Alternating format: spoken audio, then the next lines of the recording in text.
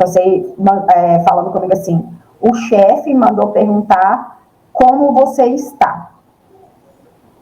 E nisso eu senti assim, como que ele quer saber como eu estou? Que depois de anos ele quer saber como eu estou?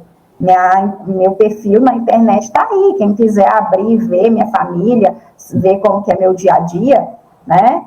Tá aí. Não tem necessidade de vir me perguntar. E nisso eu comentei isso com o Alvin. Falei com ele, Alvin, aconteceu isso, veio no meu perfil, no direct. Ele falou assim, Bia, tudo partiu daí. Ele falou Maria. assim, Bia, a sua história é uma história de dor. Sim, é uma história que mexe muito com você. Mas a sua história também pode salvar tantas vidas. Sua história pode, com que pessoas que também passaram por isso, tenham a mesma coragem de denunciar. A mesma coragem, né? E eu vou te falar uma coisa, Israel é libertador. É libertador. Porque quando você vai guardando isso, você vai guardando para você. E eu precisava, sabe, desse apoio de alguém. O Alvin chegou para mim e falou comigo assim, você já contou essa história para o seu marido? Eu falei assim, não. Ele falou assim, primeira pessoa que você vai contar essa história agora, não é para ninguém, é para o seu marido. O seu marido tem que saber. Porque se um dia essa história chegar a ser exposta, o seu marido, para ele não se sentir traído, né? Uhum. E eu vou te falar uma coisa. Foi a hora que foi mais libertador contar isso para o meu marido do que para qualquer outra pessoa, sabe?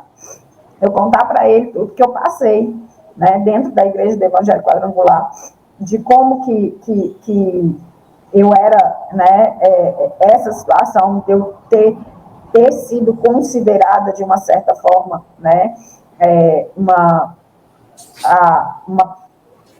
eu não sei nem que palavra que usar, né, uma pessoa que ia ao encontro do Mário, né, que esteve com ele há alguns anos. E o objetivo, né, de certa forma, não é denegrir, não é prejudicar, porque eu perdoei. Quando a gente perdoa, a gente esquece, né? A gente não esquece, mas a gente limpa o coração. E isso está sendo um processo de perdão. Eu estou sendo liberta, né, de toda essa, porque de uma certa forma eu também me sentia muito culpada. Eu mesma me sentia, eu mesma me acusava, sabe? E quantas meninas, quantas mulheres, talvez não passaram isso com ele, mas com outras pessoas, com outros pastores, dentro de igrejas que depois são descartadas como um lixo, como um papel usado,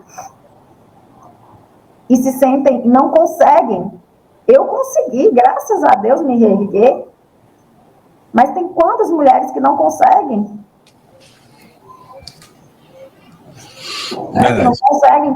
Então, o objetivo maior é não deixar com que outras pessoas caiam, né? Sejam manipuladas a esse ponto. Você sabe de outros casos? Você sabe de outros casos de outras garotas que ele tenha feito a mesma coisa?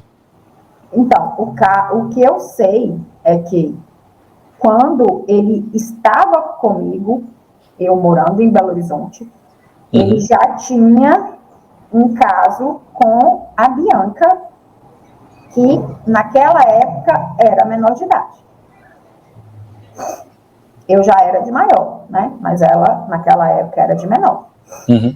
Essa história eu sei, né? Agora, de outras pessoas, afirmar para você assim, ó, eu sei que... Não, eu já escutei rumores que em Brasília tinha uma, que em outro lugar tinha outra, entendeu? Isso aí a gente escuta rumores, mas para te falar que eu sei, uma certeza que eu tenho, é essa.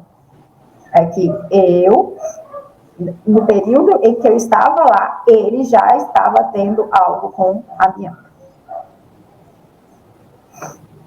Você para refletir na sua vida, se aos 14 anos ele não tivesse entrado nela, se não tivesse se encontrado com ele, você para refletir como seria a sua vida hoje? O que você pensa disso? Eu não procuro pensar nisso, você acredita? Sabe o que eu penso?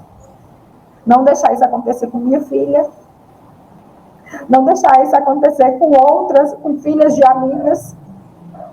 Porque o que passou, passou. Não vai ter como. Eu não tenho nem como refazer aquela história.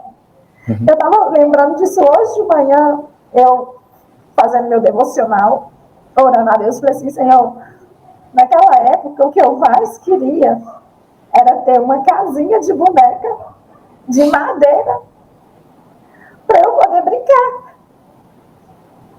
Hoje eu vejo a minha moça de 14 anos não quer nem saber de boneca, mas naquela época eu queria saber de boneca.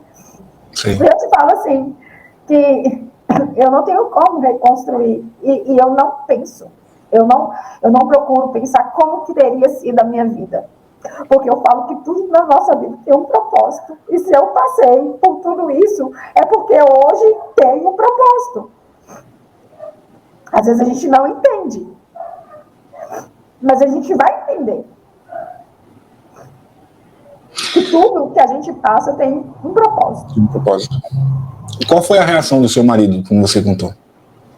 Então, Jael, o meu marido, ele é bem seco, frio, não é uma pessoa muito... E me surpreendi, porque ele chorou. Ele chorou e me abraçou e falou comigo assim, eu tô com você. Eu não quero ficar ouvindo essa história, mas eu tô com você.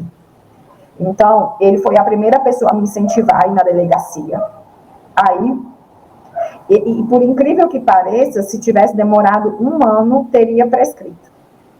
Né? Teria prescrito. Então, eu falo que tudo tem um propósito, tem um propósito.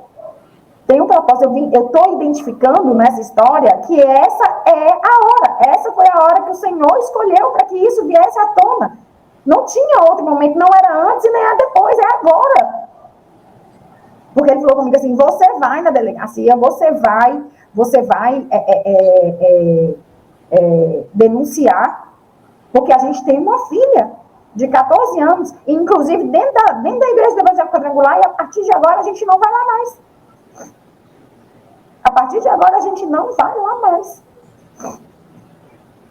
E tanto que quando eu chamei, né, porque o pastor Paulo Silveira, daqui de Montes Claros, né, o superintendente, ele sabe dessa história. Já sabia? Já. E ele falou comigo que nunca era para me contar essa história pro meu marido. Por que ele disse isso? Para não expor, né, o presidente, para não, sabe? E a única coisa que eu tentava falar com ele era isso, olha, eu vejo hoje o Mário, eu estou inserida dentro da igreja do Evangelho Quadrangular hoje, falei com ele. Aí teve uma coisa que ele me perguntou, teve um dia no final do culto, ele me chamou e falou comigo assim, olha, o Mário tinha me prometido um terreno num bairro nobre aqui em Montes Claros para construir a nova primeira igreja. Depois que ele soube que você está aqui, ele não tocou mais no assunto. Será que é porque você está aqui? Eu falei com ele, não sei, você quer que eu saia? Caramba. Você quer que eu saia? Se você quiser que eu saia, eu saio. Eu estou aqui exclusivamente por causa da minha família que gostou de estar aqui. Porque por mim, eu não estaria aqui. Pela minha vontade, eu não estaria aqui. Eu não estaria inserida nessa organização. Para você ver como que tudo tem propósito, a gente foi em várias outras denominações, meu marido e minha menina não gostaram de nenhuma. Quando a gente estava passando na porta, minha menina falou assim, mamãe, a gente nunca veio aqui, é na igreja que você nasceu e foi criada, por que a gente nunca veio aqui? Aí eu perguntei a ela, você quer ir aí, bebê? Ela falou assim, quero. Eu falei, então à noite a gente vai vir aí. A gente pegou e foi. E eles, eu quero ficar aqui, eu quero ficar aqui. E aquilo, se coloca no meu lugar. Eu fiquei entre a cruz e a espada, querendo levar minha família para congregar numa igreja. Não gostar de nenhuma. Quando chega ali, vai gostar logo dali?